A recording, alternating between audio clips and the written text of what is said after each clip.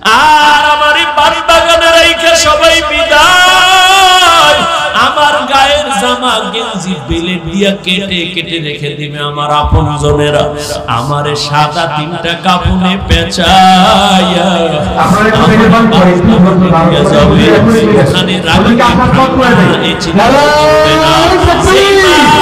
আমার ওই মা একদিন কবরের কিনারে যাবে না, ওই কবরে আমাকে একা রেখে চলে যাবে। অথচ দুনিয়াতে আমি একা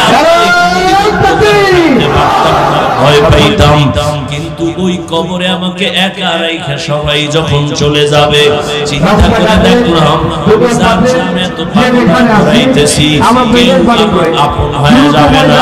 ও যুবক বাবারা, আজকে আমি তোমার মতো চলতেছি, তুমি ভাবতেছো টুপি পরলে মাথা গরমের জন্য দেও না, শরীরটা আটকা আটকা লাগে এই জন্য পরো না।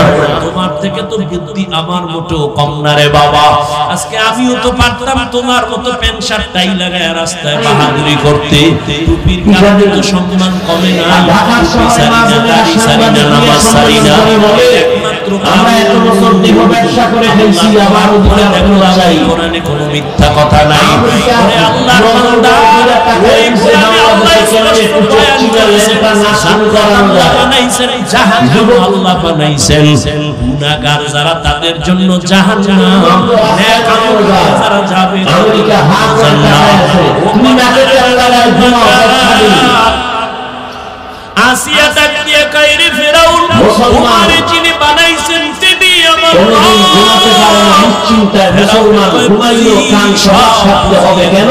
আমারে রব বইলা স্বীকার করো। ইসলামের সামনে যেই জবান দিয়ে আমি আমার আল্লাহকে ডাকছি, ওই জবান দিয়ে কোনদিন গায়রুল্লাহকে আমি রব বলতে পারি না। আল্লাহ হইয়া জবান নিয়ে বাড়ায়, কানে কানে বলো, জোরে বলো, বাইতুল্লাহর পাশে সামনে করো। আসিয়া ডাক দিয়ে কয় ফেরাউন, তুমি আমার স্বামী হতে পারো ঠিক আছে, কিন্তু মুহাম্মদের প্রয়োজন নেই আমার তরবারির সামনে আমি করি। যিনি আস্তে বললেও সব শুনতেছেন। তুমি তো গোপন খবর রাখতে পারো না, আর আমার রব এবং মালিক ইন্নাল্লাহা সামিউন বাসীর। ওরে অন্ধকারের রুমের মধ্যে দরওয়াজা জানালা দৃষ্টি রাখো, জীবন বড় নাপাক কম আর কত দেখবেন আমার আব্বাও জানে না, ভাই বোনেরা কেউ জানে না আমি রুমে কি করি। আল্লাহ কয় তুই অন্ধকারে কি করি, আল্লাহ সব কিছু দেখতেছি, আমারে ফাঁকি দিতে পারবি না রে বাবা। ও যুবক, আল্লাহ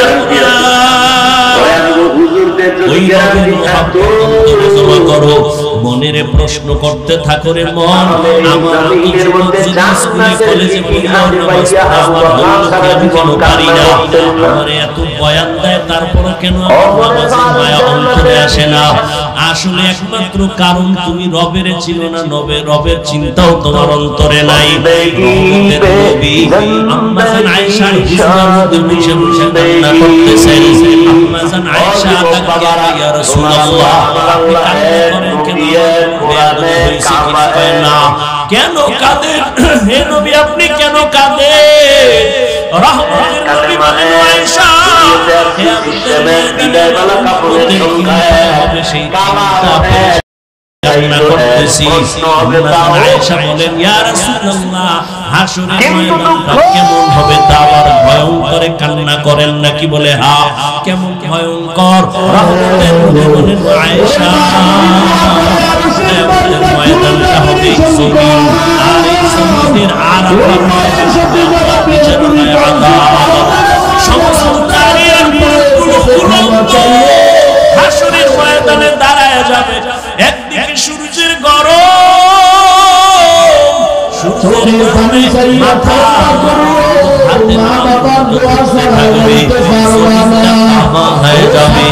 একদিকে জাহান্নামের আওয়াজ, আবার আল্লাহর আগমন কুদরতের আওয়াজ দিবেন, লিমানিল মুলকুল ইয়াউম লিল্লাহিল ওয়াহিদিল কাহ্হার। হাসরের ময়দানটা এত ভয়ঙ্কর হওয়ার কারণে নবীরা পর্যন্ত যাদের গুনাহ নাই কান্নায় বিভোর হয়ে যাবেন। मूसा नबी कान्ना करबेन, ईसा नबी कान्ना करबेन, इब्राहिम नबी कान्ना करबेन, आदम नबीও কাঁদবেন। কেউ উম্মতের চিন্তাও করবে না, নিজের জন্যই কান্না করবেন। উম্মতেরা দৌড়াবে, কোন নবীর কাছে একটু সুপারিশ পাওয়া যায়নি। চতুর্দিকে জাহান্নামের আওয়াজ, আল্লাহ রাগান্বিত আওয়াজ দিবেন। হাসরের ময়দানটা থরথর করে কেঁপে উঠবে। আসিয়ার মধ্যে আল্লাহর আযাবের ভয় যখন ঢুকিয়ে গেল, ডাক দিয়া কয়, ফেরাউন আমি তোমারে খোদা মানতে পারি না। আবার ফেরাউন এবার চূড়ান্ত ভাবে বুঝাইয়া যখন ব্যর্থ, আসিয়াকে এবার ভয় দেখানো শুরু করলো। বিছানাটা আলাদা করে দিল, খানা বন্ধ করে দিল। আসিয়া ডাক দিয়া কয়, ফেরাউন আমি আমার মালিকের নাম জবানে নিলে যেই মজা পাই, তুমি আমারে খানা না দিলেও আমার পেটের ক্ষুধার চিন্তাও করি না। আমার মালিকের নামের ডাক দিলে আমার পেটের ক্ষুধা থাকে না। ও ফেরাউন আমি তো তোমারে রব মানব না, কারণ তুমি আমারে বানাও নাই, কথা বলার শক্তি তুমি দাও নাই। বিশাল সূর্যটা তুমি আমার জন্য বানাও নাই। আমার জন্য সূর্য গোলাম বানাইছেন যিনি, তিনি আমার এমন রব। আমি তারে একবার অন্তরে জায়গা দিছি, আর এই অন্তরে গায়রুল্লাহকে জায়গা দিব না। ফেরাউন একবার যায় রেডি হয়ে গেল, আসিয়াকে ফাঁসি দেওয়া হবে, সুনিবিদ্ধ করা হবে। আসিয়াকে ভয় দেখায়, আসিয়া তোমাকে হাজারো লাখ মানুষের মধ্যে মেরে ফেলা হবে, সুনিবিদ্ধ করা হবে। আসিয়া ডাক দিয়া কয়, রে ফেরাউন আমি যদি আমার আল্লাহর মোহাব্বত অন্তরে নিয়ে মরিয়াও যাই, আমার কোনো দুঃখ নাই, কোনো আফসোস নাই। ফেরাউন চূড়ান্ত সিদ্ধান্ত নিয়া আসিয়াকে সুনিবিদ্ধ করার নাম ঘোষণা করে দিল। হাজারো মানুষ জমা হয়ে গেল। খোদা ফেরাউনের স্ত্রী আসিয়াকে সুনিবিদ্ধ করবে, ফাঁসি দিয়ে মেরে ফেলবে। আসিয়াকে যখন মঞ্চে নিবে, হাজার হাজার মানুষ দেখার জন্য আসছে। আসিয়াকে যখন শুলির মঞ্চে নিবে মারিয়া ফেলাবার জন্য, আসিয়া কান্না করেন আর বলেন, হে মালিক, আমার দুনিয়াতে আমার স্বামী এত বড় টাকাওয়ালা, ক্ষমতাওয়ালা। ও মালিক আমি টাকার মায়া অন্তরে জমাই নাই, আমি ক্ষমতার দাপট দেখাই নাই, আমি সব ফালাইয়া আমি তোমার মোহাব্বত অন্তরে জায়গা দিলাম।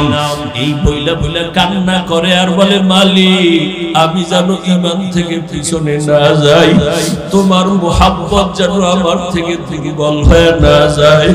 ও আল্লাহ তুমি আমার অন্তরে ঈমানের পাওয়ার বাড়াও, মোহাব্বত যেন তোমার থেকে আমি আলাদা করতে না পারে।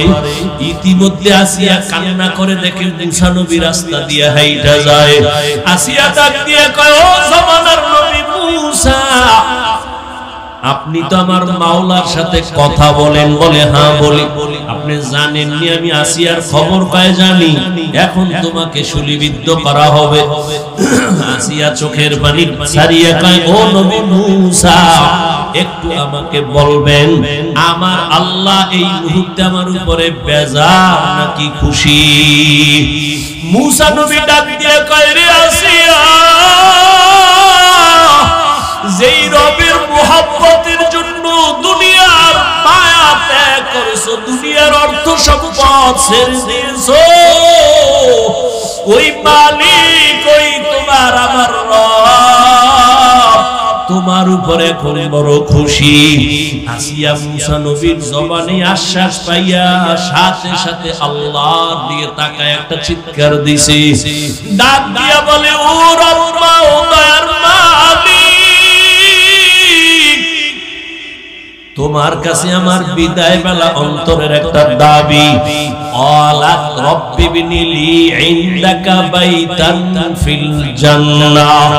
মুসা নবীর সামনে আসি একটা চিৎকার দিয়া দোয়া করলেন, ও আল্লাহ, দুনিয়ায় আমার খোদা ফেরাউন এত বড় দাপটওয়ালা, দাবি করে খোদা, তার ঘর পাইও আমি তোমারে ভুলি নাই, এই ঘরের মধ্যে রাজমহল পাইও আমি তোমারে ছাড়ি নাই, মখমলের চাদরের বিছানা পাইও তোমার মোহাব্বত থেকে আমি পিছপা হই নাই।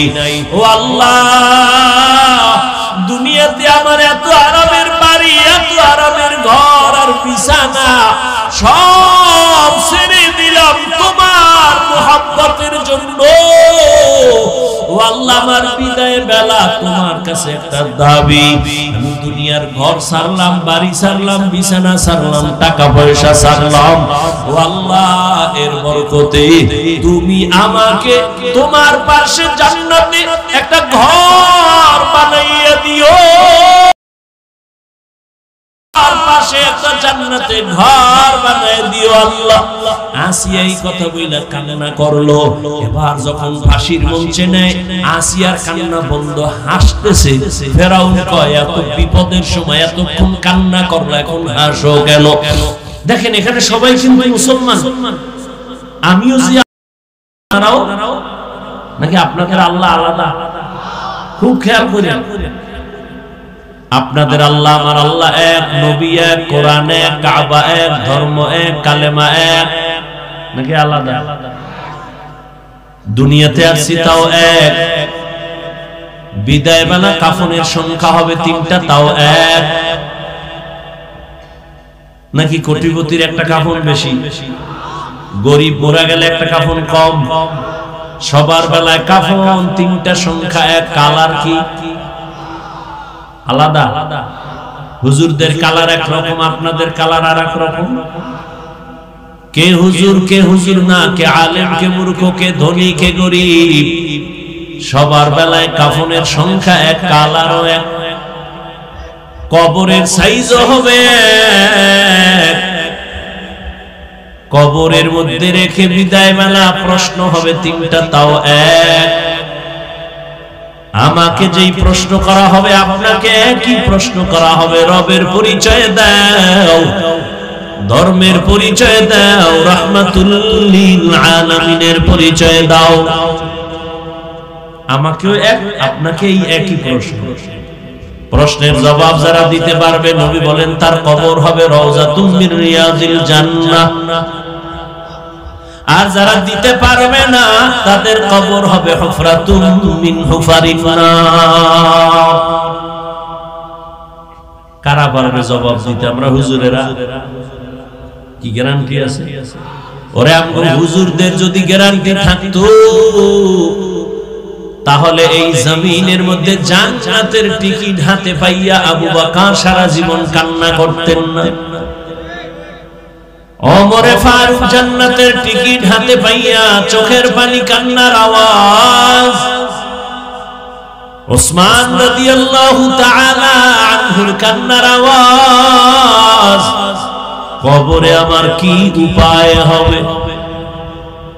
সাহাবায়ে কেরাম যদি জান্নাতের টিকিট হাতে পাইয়া কান্না করেন, তাদের নামাজ কত সুন্দর, তেলাওয়াত কত সুন্দর, রোজা কত সুন্দর, তাকওয়া কত সুন্দর, সেই তুলনায় তো আমার কোনো আমলই নাই, আমি তো মানুষই না।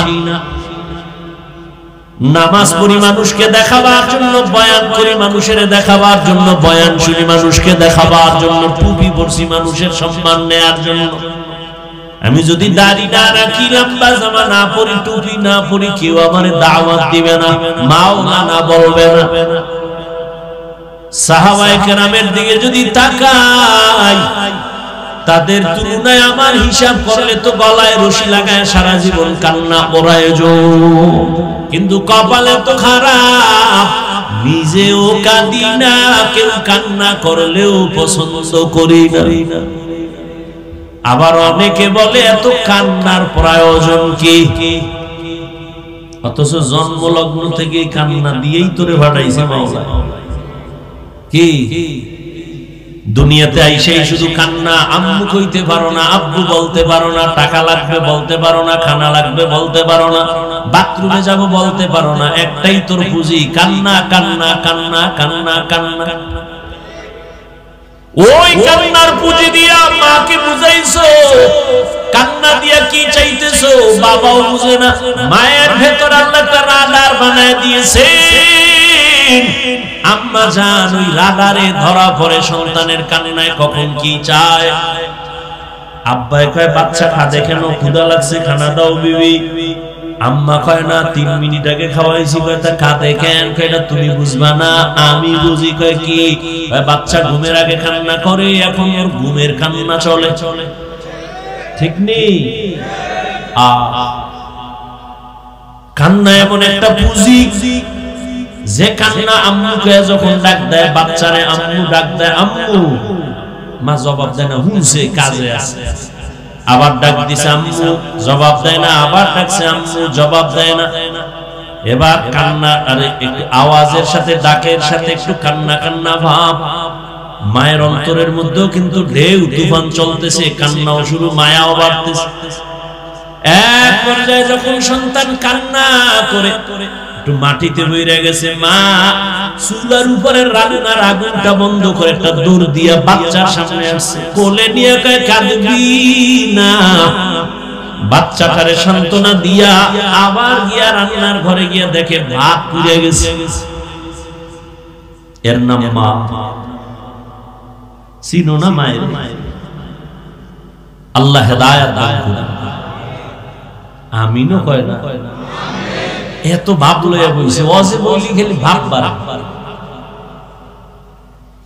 জিন্দেগি মে বন্দেগি তু কার নহি,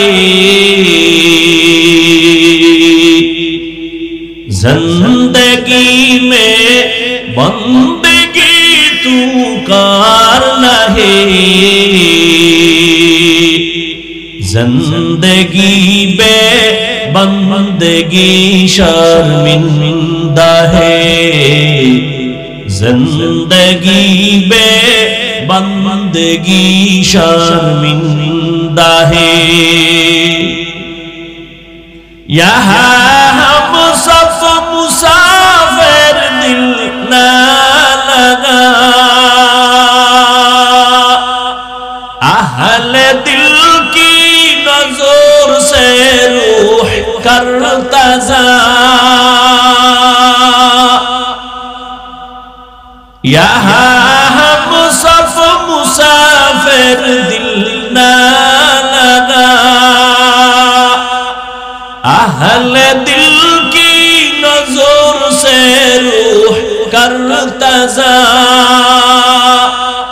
शाह दौलत सब फकीर कर नेक नहीं, शाह दौलत सब फकीर कर नेक नहीं, जिंदगी में बंदगी तू कार नहीं, जिंदगी में बंदगी तू कार नहीं, जिंदगी बे बंदगी शर्मिंदा है, जिंदगी बे बंदगी शर्मिंदा है, जिंदगी में बंदगी कुन बंदगी, बंदगी बे जिंदगी शर्मिंदगी। ও যুবক বাবারা, তোমার আল্লাহ আমার আল্লাহ এক, নবী এক, কোরআন এক, কাবা এক, ধর্ম এক, কালেমা এক, দুনিয়াতে আসছে সিস্টেম এক, বিদায় বেলা কাফনের সংখ্যা এক, কালারও এক, কবরের সাইজও এক। প্রশ্ন হবে তাও, কিন্তু দুঃখ তোমারে পাও ধইরা বুঝানোর পরেও বলো, বাবা তুমি কেন টুপি পরতে চাও না? আর আমি কেমন মুসলমান টুপি ফেলতে চাই না, আমি টুপি ফেলতে গেলে লজ্জা পাই। আর তুমি কেমন মুসলমান যে টুপি দিতে গেলে লজ্জা পাও? আমি দাড়ি কাটতে গেলে লজ্জা পাই, আর তুমি দাড়ি রাখতে গেলে লজ্জা পাও। আমি মসজিদে না ঢুকলে লজ্জা পাই, তুমি মসজিদে ঢুকতে গেলে লজ্জা পাও। আমি পর্দা না করলে লজ্জা পাই, আর তুই পর্দা করতে গেলে লজ্জা পাও। একটু ভাবিও, আল্লাহ কুত্তা শুয়ারের জ্ঞান দেয় না ভালো মন্দ যাচাই করার জন্য, আল্লাহ মানুষের জ্ঞান দান করেছেন। ভাবো আসলে কি মানুষ হইতে পারছনি? দাবি তো করো তুমি খান বংশের ছেলে, তুমি তো মানুষই। তোমারে আল্লাহ কি কইছে ওটি শুনাইতাম? আল্লাহ কইছে তুই কুত্তার থেকে খারাপ, তুই শুয়ারের থেকে খারাপ, তুই সারফাওয়ালা জানোয়ার থেকে খারাপ। ওয়ালাকাদ যারানা লিজাহান্নামা কাসীরাম মিনাল জিন্নি ওয়াল ইনস লাহুম কুলুবুন লা ইয়াফকাহুনা বিহা ওয়া লাহুম আ'য়ুনুন লা ইউবসিরুনা বিহা ওয়া লাহুম আযানুন লা ইয়াসমাউনা বিহা উলাইকা কাল আনআমি বাল হুম আদাল উলাইকা হুমুল গাফিলুন।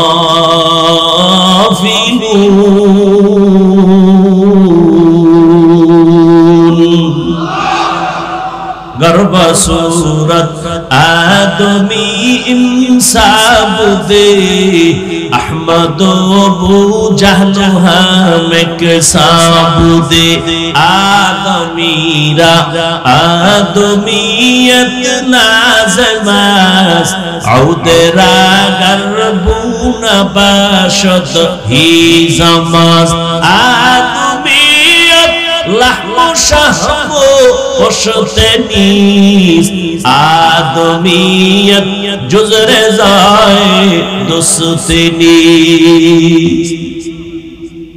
সবাই তো মানুষ কিন্তু সবাই তো মুমিন না, সবাই তো মুমিন কিন্তু সবাই তো নবী না, সবাই তো নবী তবে সবাই তো মুহাম্মদ না। জমিনে কুকুর বানাইছেন আমার আল্লাহ, সব কুকুর তো আল্লাহর কাছে দামি না। গরু যা বানাইছেন কে? সব আল্লাহর বানানো মাখলুক গরু, তবে সব গরু দামি না। মুসা নবীর সাথে যে গরুটার সম্পর্কটার দাম আছে না নাই? রহমতের নবী বলেন মুসা নবীর সাথে গরুটা জান্নাতে যাবে। গর্তে পিপিলিকা, লক্ষ কোটি পিপিলিকার অভাব নাই, সব আল্লাহর বানানো মাখলুক কিন্তু সব পিপিলিকার দাম নাই। সুলাইমান নবীর সাথে যে পিপিলিকার সোহবত আছে ওই পিপিলিকা জান্নাতে যাবে। জমিনে উটার উটের অভাব নাই, সব আমার আল্লাহ বানাইছেন কিন্তু সব উটের দাম নাই। রহমতের নবী যেই উটের উপরে সওয়ার হইছেন ওই উট জান্নাতে যাবে। ওই সালেহ আলাইহিস সালাম যেই পাহাড় থেকে উট নিচেইছে ওই উট নিয়ে আল্লাহর জান্নাতে চলে যাবে। ও আল্লাহর গোলাম, জমিনে গাধার অভাব নাই, তবে উযাইর আলাইহিস সালামের গাধার দাম বেড়ে গেছে, একমাত্র সোহবতের কারণে জান্নাতে যাবে।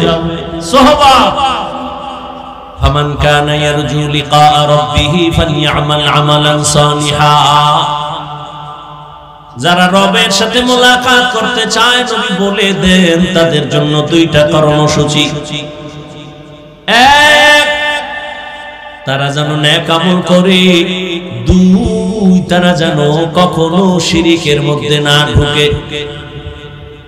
নবীজি বলেন আখলিস দীনাকা ইয়াকফিকাল আমালুল কলিল।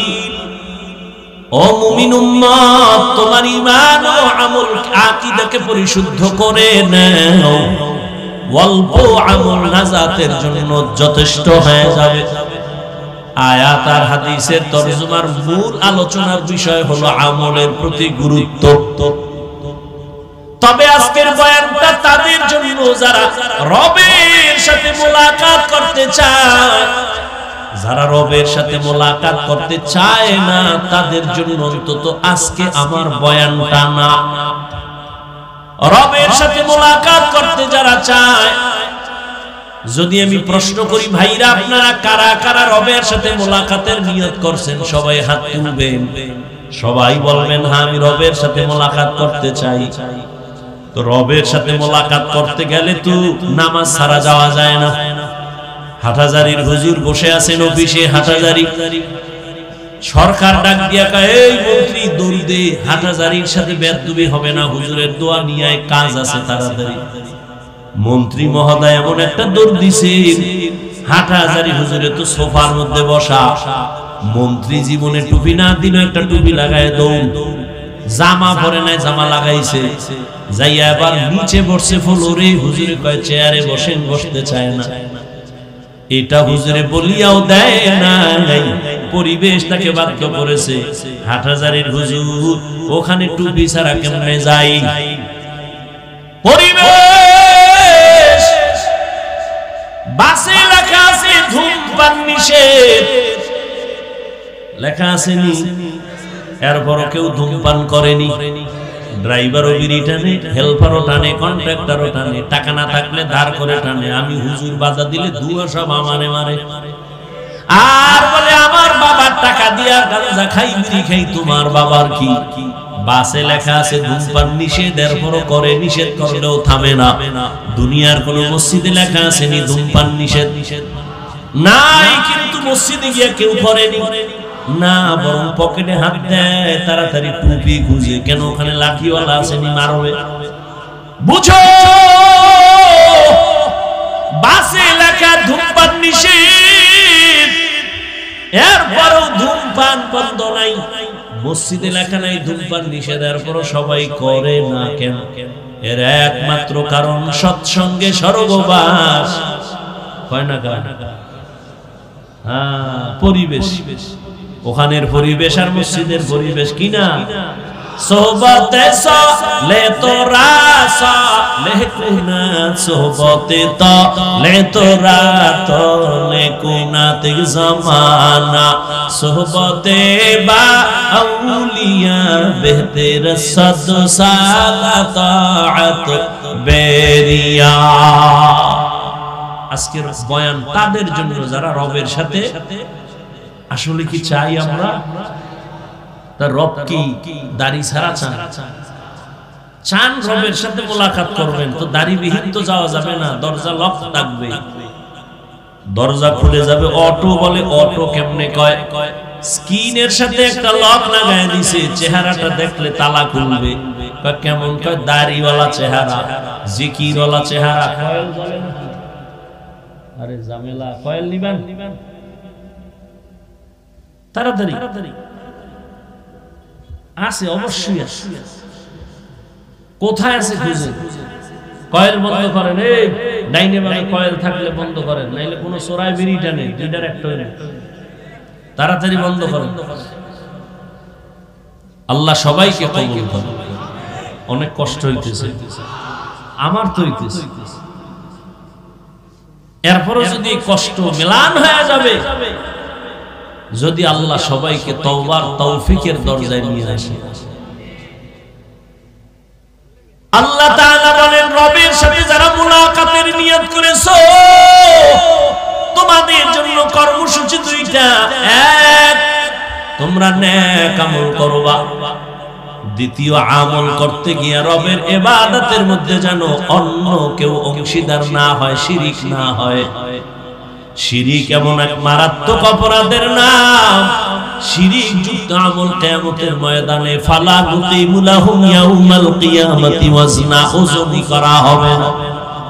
ইন্নাল্লাহা লা ইয়াগফিরু আন ইউশরাকা বিহি ওয়া ইয়াগফিরু মা দুনা যালিকা লিমান ইয়াশা ওয়া মান ইউশরিক বিল্লাহি ফাকাদ ضل ضلالا بعيدا ومن يشرك بالله فقد افترى اثما عظيما ومن يشرك بالله فقد حرم الله عليه الجنه।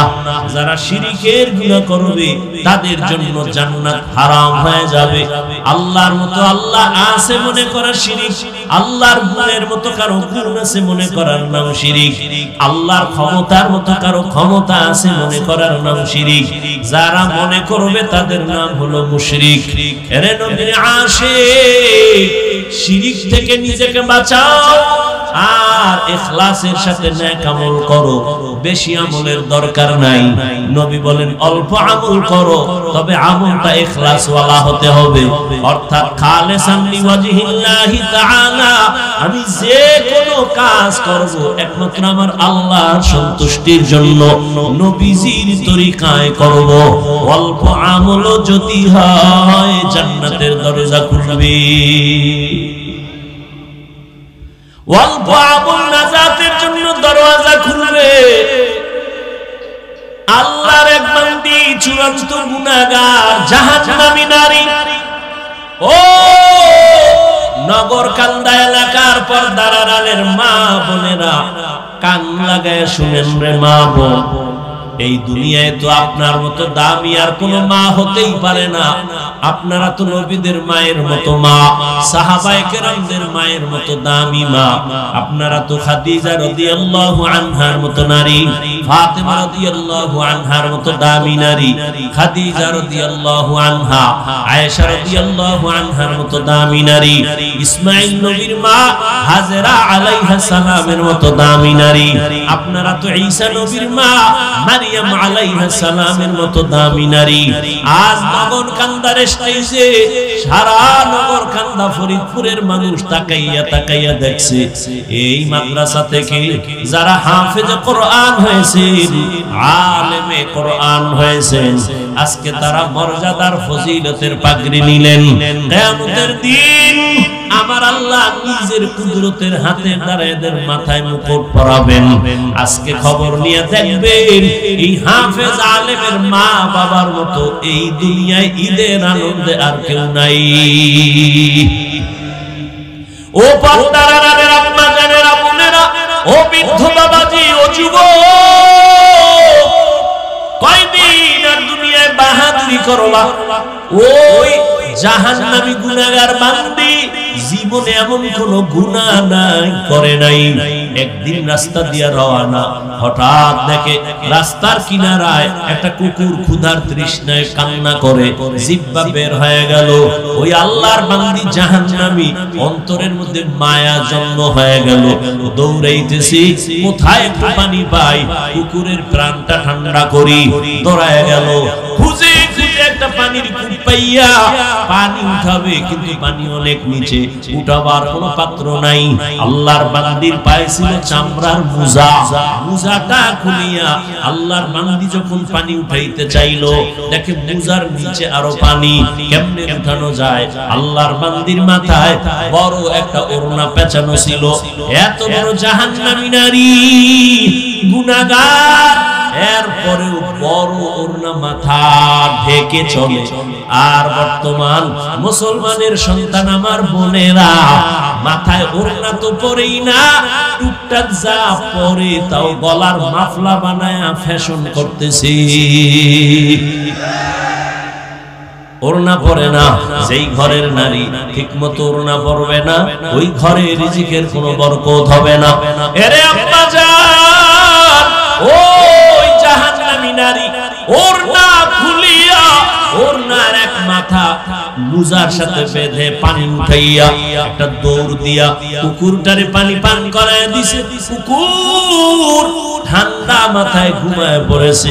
রহমতের নবী হাদিস শুনাইতেছেন সাহাবাদেরকে, ও সাহাবায়ে কেরাম, ওই মহিলাটা পানি পান করানো মাত্র একটা গায়েবী আওয়াজ কে যেন ডেকে বলে, ও আল্লাহর বান্দি, জীবনে যত গুনাহ করছো, এই কুকুরের পানি পান করাবার মতো একটা ভালো আমল করেছো, এর বরকতে তোমার জীবনের সব গুনাহ মাফ হয়ে গেছে।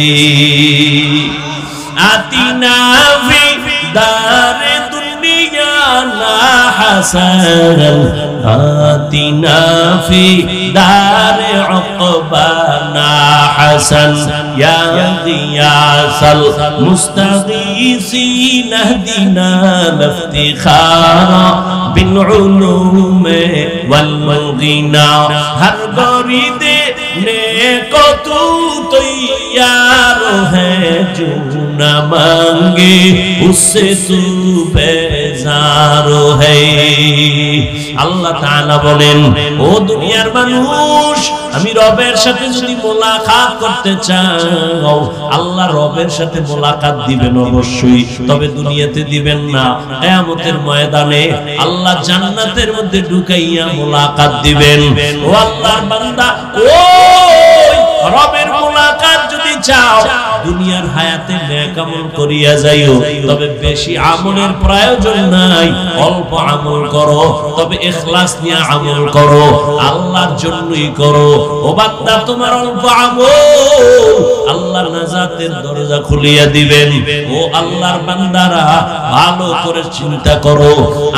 আজ এখানে আমি যে বয়ান করতেছি রে যুবক, আমি বলি নাই আমি 5 কলি মাথায় দিছি তুমিও দাও না হয় জাহান্নামে যাইবা আমি কওমি মাদ্রাসায় লেখাপড়া করেছি তুমি যদি না পড়ো জাহান্নামে যাইবা বলি নাই রে বাবা স্কুল ছাড়ো কলেজ ছাড়িয়া মাদ্রাসায় যাও একবারও বলি নাই বরং আমি তোমাকে একটা পরামর্শ দিব তুমি তোমার জায়গায় থেকে কিভাবে জান্নাতের পথ পাইবা ব্যবসা করো বাধা নাই চাকরি করো বাধা নাই লেখাপড়া করো বাধা নাই স্কুলে কলেজে পড়ো বাধা নাই ওখানে থাইকা জান্নাতের পথটা খুঁজো কেমনে তুমি জান্নাতের পথ পাইতে পারো তোমার মতো যুবক ডাক্তার প্রফেসর ইঞ্জিনিয়ার 5 ওয়াক্ত নামাজি দাড়িওয়ালা আসেনি তাহলে তাকে তো জাহান্নামী বলা যাবে না ও চাকরিজীবী বাবা আপনার মতো চাকরিজীবী চাকরির ফাঁকি দিয়ে নামাজ ছাড়ে না বলেন আপনি কেন পারবেন না ও ব্যবসায়ী ভাই আপনার মতো কত ব্যবসায়ী ব্যবসা করে কাস্টমারের সাথে 2 নাম্বারই করে না হালাল ভাবে চলে সত্য কথা বলেন নামাজের সময় নামাজ পড়ে আপনি কেন পারবেন না ও পর্দার আড়ালের আম্মা জানেরা আপনার মতো কত মা কত বোন এখনো আছে পর্দা করে মোবাইলে চরিত্র বিক্রি করে না নামাজ ছাড়ে না স্বামীর মাল হেফাজত করে সন্তানগুলোকে আদর্শওয়ালা বানানোর চেষ্টা করে ও আম্মা জান আপনি কেন পারবেন না আরে আম্মা জান আপনারা তো দামি নারী ও দুনিয়ার ইতিহাস আপনারা জানেন এই জমিনের মধ্যে আল্লাহর এক দুশমন ফেরাউন আল্লাহর সাথে চ্যালেঞ্জ দিয়া নিজের খোদা বলে দাবি করলো আর তার ঘরে আল্লাহ ঈমানের ফুল ফুটায় দিলেন ওই বেঈমানের ঘরে তার স্ত্রীর নাম জানেননি আসিয়া আল্লাহ তারে এমন ভাবে কবুল করেছেন রহমতের নবী বলেন কিয়ামতের দিন আসিয়ার সাথে আমি মুহাম্মদের সাথে বিবাহের বন্ধন হয়ে যাবে এরে নগর কান্দার পর্দার আড়ালের মা আপনার স্বামী তো ফেরাউনের মতো খারাপ না আপনি কি পারেন না নামাজ পড়ে স্বামীর জন্য দোয়া করবেন আপনি যদি স্বামীর বুঝাইতে ও স্বামী আমার নামাজ পড়িও আর আল্লাহর কাছে হেদায়েতের দোয়া করতেন আল্লাহ আমার স্বামীর হেদায়েতের দৌলত দাও নামাজি বানাও আমার স্বামীর কামাই রুজি ব্যবসায় বরকত দাও আর মাঝে মাঝে যদি স্বামীর বুঝাইতেন আর বলতেন স্বামী মা বাবার আদর চাইরা তোমার ঘরে আসি না খাইয়া থাকলেও আসি খাইয়া থাকলেও আসি তোমার কাছে আমার দাবি জীবনে একটা হারাম টাকা ঘরের মধ্যে ঢুকাইবা না কোনো কামাই রুজি অবৈধভাবে করবা না অবৈধ টাকার খানা খাইয়া আমাদের রক্ত নাপাক করব না আমাদের সন্তানদের রক্ত নাপাক করব না আম্মা জান যদি বুঝাইতে পারতেন আপনার স্বামী কোনোদিন অবৈধ হারাম টাকা ঘরে নিতে পারতো না এরে আম্মা জান আজ আপনার আদর্শ এত দামি আদর্শ আপনার আদর্শের দ্বারাই তো একটা সন্তান আদর্শবান হবে একটা গাছ ভালো হলেই তো গাছের ফল ভালো হবে আরে আম্মা জান আবার বাবার কথা বলি না কেন তাও তো প্রশ্ন করতে পারেন শুধু আমাদের বলেন কেন ভাই বাবার কথা কেন বলেন না রহমতের নবী আপনাদের মর্যাদা বাবার তুলনায় বেশি দিয়েছেন ও আম্মা জানেরা একটা সন্তান বাবার তুলনায় মায়ের কাছে সময় বেশি কাটায় এবং মা যা করে ওটা দেখে দেখে সন্তান শিখে দেখবেন যে এই ঘরের মা 5 বেলার নামাজ পড়ে হঠাৎ আযান হয়ে গেছে আম্মা জান কাপড় টেনে মাথা ঢেকে দিয়েছে দেখবেন দেখে দেখে বাচ্চাটাও আযান দিলে মাথার কাপড় টেনে দেয় মা দৌড়ে গেছে ওযু করার জন্য বাচ্চাটাও মায়ের দেখা দেখে ওযু করতে গেল মা সুন্দর করে ওযু বানাইছে বাচ্চাটা তো ওযু বুঝে না ওযু বানাইতে গিয়া হাফ গোসল করে জামা ভিজায় ফেলছে মা ওযু বানাইয়া যায় নামাজে দাঁড়াইয়া হাত বুকে লাগাইয়া সূরা পড়া শুরু করলো আলহামদুলিল্লাহি রাব্বিল আলামিন আর الرحمن الرحيم مالك يوم الدين إياك نعبد وإياك نستعين اهدنا الصراط المستقيم صراط الذين أنعمت عليهم غير المغضوب عليهم ولا الضالين